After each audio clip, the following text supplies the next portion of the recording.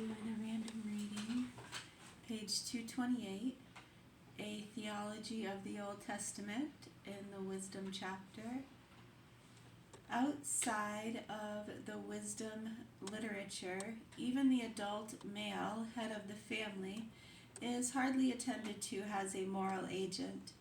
The discourses, warnings, rebukes, and invectives of the prophets are addressed to groups, not to individuals. When the group is threatened, all the individual members fall under the threat. We have noticed, in considering the ideal of judgment, that this understanding of the individual in society raised problems. The problems were solved in a way similar to the ideas of Job's friends. Reality was affirmed to be in harmony with what sound theology demanded that it be, and no righteous man perished in Sodom and Gomorrah.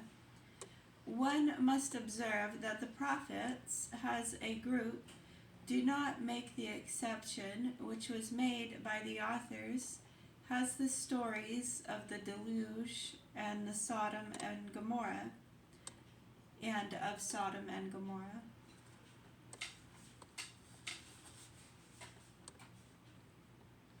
It is interesting. I don't really know how I would answer that. There's a large spectrum there, as they say, for you individually or for the class, universally, politically correct, okay in church, comedy club, where are we? Yeah. Oh, okay, sure. So yeah, those kind of age-old, head of the family, male. I think I know where you're going with that. Yeah, that falls into some of the old kind of stupid false beliefs and narratives and syndications. Well, we should honor each other, right? Human beings in general. There's no superiority. Well, the male is the head of the household.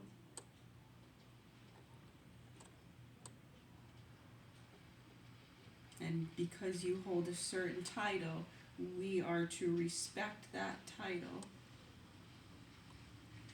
and trust it to the fullest because you're wearing a name tag, or you're the male head of the household, or whatever it is. No, that's not how it works, buddy, mistress, whoever the fuck you are. I don't care who the fuck you are. If I think what you're saying is stupid and doesn't make any sense, I'm probably not going to listen to you. I mean, is it worth my breath? Is it hurting anybody? Right? Well, they're just ripping those people off. I mean, it's not really worth wasting my time or putting myself in danger to try to help those people from getting ripped off. I mean, they're not losing any food, are they? Anyway, they don't even notice it getting drained from their account. They got so much money. It's like, oh, $500, $1,000. I don't notice that.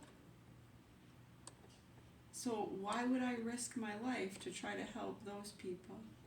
I know, so when we've just had a lot of that over the years, and you have people that are middle class and lower class that don't really feel like risking their lives to try to expose those kind of crimes and misdemeanors unless someone's getting hurt, killed.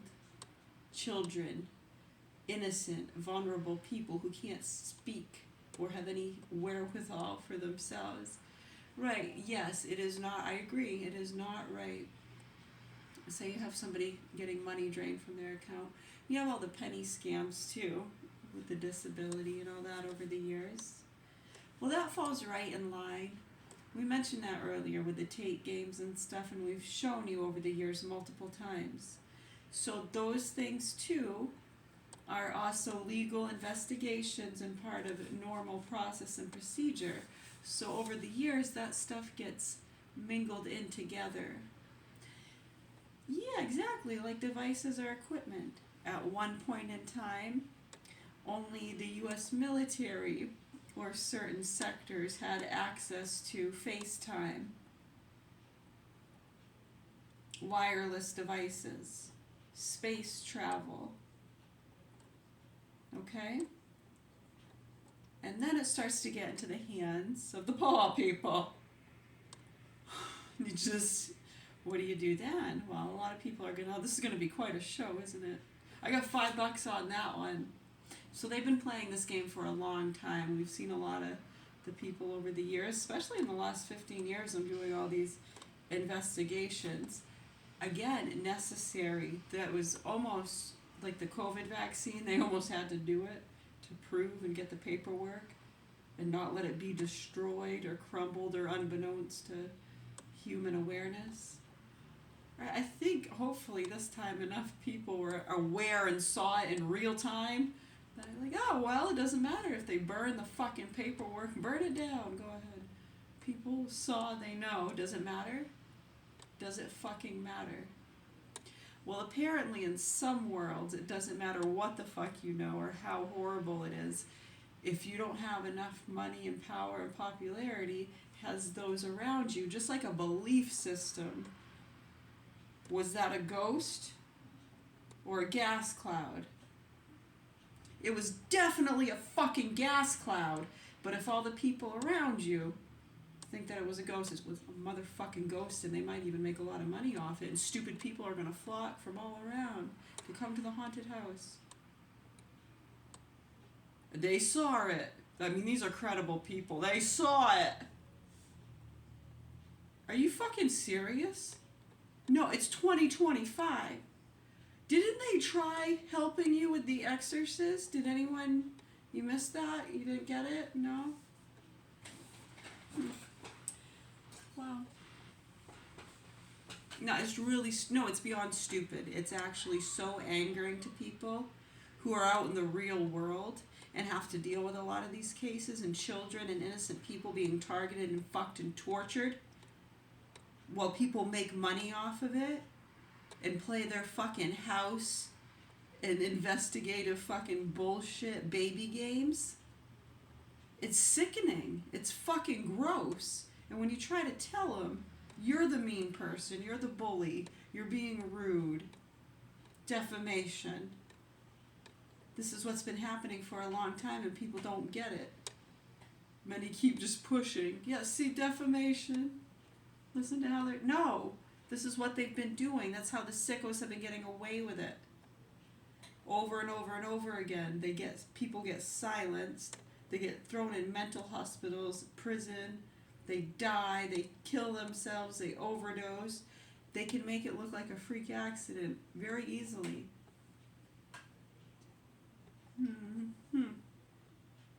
They do it all the time. People that do this shit will tell you it happens every fucking day. What the fuck are you talking about, you dumb bitch? Shut the fuck up. Maybe you should think about doing nails. Cleaning pools or something. Yeah. Alrighty then. Well, unfortunately, those kind of people sway and fund, I guess, a lot of what allocates and dictates where the fucking funding's going. I know, isn't it fucking beautiful? Cheers.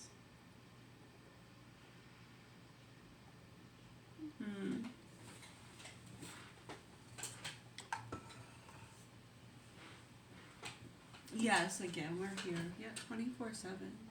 Anything we're able to do. You're welcome.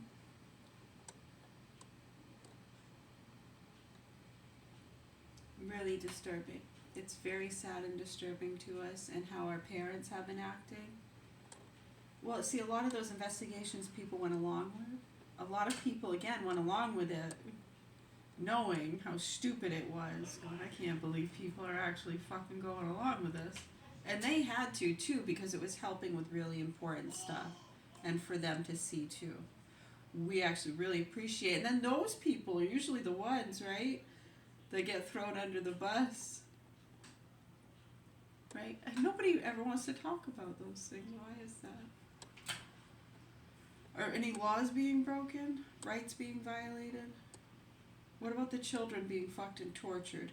What about the person who's telling you what's been happening and being ignored while the state people and drug addicts and fucking morons believe mommy and daddy's bullshit beliefs because they're either very spiritual and fucking gone, over medicated fucking alcoholics, or they're drug addicts? Yeah. Have you connected the fucking dots? Right, okay, so the sick punk with my children, many of you think that's a, what is it? Is it a good guy or a bad guy? Okay, he's fucking children. They're making child and animal pornography. Do you know the abuse those children are going through in the hands of that sick fuck? I do, and it's absolutely horrible. It's unspeakable. You don't want to fucking know. I don't even like to think about it. I can't go there. So thank God I'm working with a lot of good people from around the world, specialists, doctors. Well, we're at peace, and we've had to accept the situation and that our children, they're kind of already dead to us. We're already dead.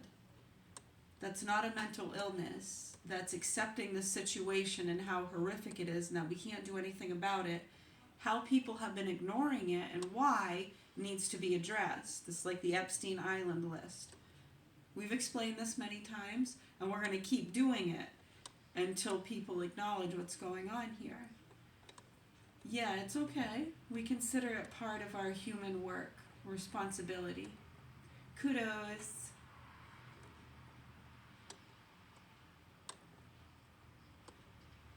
Yeah, cool. Oh, those are fun. Yeah, no, they just don't seem to get it, and many don't want to accept it, and they get caught up with a lot of those things.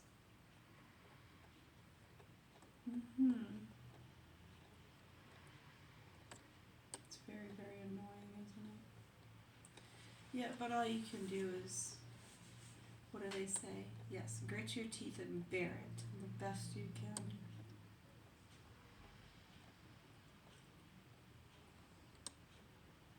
And that's what we've been doing most of our lives. It's absolutely horrible. It makes us really sad. We're at peace. That's what we're doing. What's your problem? Yeah, we do theater class. We express ourselves. When we talk about what's actually happening, you might see those emotions come out. Might sound a little angry. Might call you a fucking stupid, dirty cunt. Nasty whores, pigs, greedy people, immature. We have children here. Did you hear what I said? Yeah. So then you understand. Oh, good. Much love, health, and peace, all. We'll be here if you have any questions, comments, or concerns. I can do some reading from here. With my coffee. With some coffee.